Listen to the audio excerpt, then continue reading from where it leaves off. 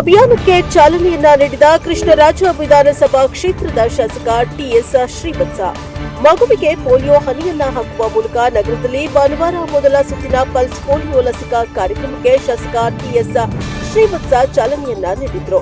ಮೈಸೂರು ನಗರದ ಜಿಎಲ್ಬಿ ರಸ್ತೆಯಲ್ಲಿರುವ ಸರ್ಕಾರದ ತುಳಸಿದಾಸ್ ಮೋಹನ್ ದಾಸ್ ಆಸ್ಪತ್ರೆಯಲ್ಲಿ ಮಗುವಿಗೆ ಲಸಿಕೆ ಹಾಕುವ ಮೂಲಕ ಚಾಲನೆ ನೀಡಿ ಮಾತನಾಡಿದ ಅವರು, ಆಗ ತಾನೇ ಹುಟ್ಟಿದ ಮಗುವಿನಿಂದ 5 ವರ್ಷದೊಳಗಿನ ಎಲ್ಲಾ ಮಕ್ಕಳಿಗೂ ಪೋಲಿಯೋ ಹನಿಯನ್ನ ತಪ್ಪದೇ ಹಾಕಿಸಬೇಕು.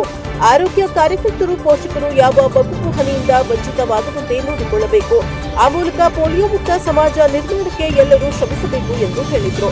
ಈ ಸಂದರ್ಭದಲ್ಲಿ ವೈದ್ಯರಾದ doctor Anuradha, doctor Pallavi, doctor Tejaswini, doctor Arvind, doctor Ashok, Roopa, ಮುಖಂಡರಾದ ಪ್ರದೀಪ್ ಕುಮಾರ್, ಅಪೂರ್ವ, ಸುರೇಶ್ ಹಾಗೂ ಆಸ್ಪತ್ರೆಯ ಸಿಬ್ಬಂದಿಗಳು bureau report LKS TV 4 Mysuru.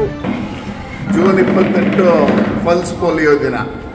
2 ಹನಿ ಪಲ್ಸನ್ನು ಹಾಕಿದ್ರೆ ಆ ಪಲ್ಸ್ ಪೋಲಿಯೋದ 2 ಹನಿ ಹಾಕೋದ್ರ ಮುಖಾಂತರ ನಿರಂತರ ಗೆಲುವು ಸಾಧಿಸ್ಬೋದು ಅನ್ನುವಂಥದ್ದು ಸರ್ಕಾರ ಮಾಡಿರುವಂಥ ಘೋಷವಾಕ್ಯ. ಪ್ರತಿ ಬಾರಿ 2 ಹನಿಗಳು ಪೋಲಿಯೋ ವಿರುದ್ಧ ನಿರಂತರ ಗೆಲುವು ಅನ್ನೋದು ಸರ್ಕಾರದ ಘೋಷವಾಕ್ಯ ಇದೆ. ಆ ಹಿನ್ನೆಲೆಯಲ್ಲಿ ಇವತ್ತು SMT ಹಾಸ್ಪಿಟಲ್ನಲ್ಲಿ ಮಕ್ಕಳಿಗೆ ಪಲ್ಸ್ ಪೋಲಿಯೋ ಕಾರ್ಯಕ್ರಮದಲ್ಲಿ ಭಾಗಿಯಾಗಿದ್ದೀನಿ. ಭಾಳ ಸಂತೋಷ ಆಗ್ತಾ ಇದೆ. ವೈದ್ಯಾಧಿಕಾರಿಗಳು, ಸ್ಟಾಫು ಎಲ್ಲರೊಂದಿಗೆ ಸೇರಿಕೊಂಡು ಇವತ್ತು ಜಾಗೃತಿಯನ್ನು ಮೂಡಿಸುವಂಥ ಕಾರ್ಯಕ್ರಮ.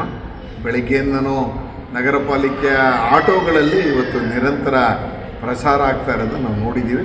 ಈ ಕಾರ್ಯಕ್ರಮದಲ್ಲಿ ಭಾಗಿಯಾಗಿದ್ದೀನಿ, ಖುಷಿ ಅಂತ ಅನ್ನಿಸ್ತಾ ಇದೆ.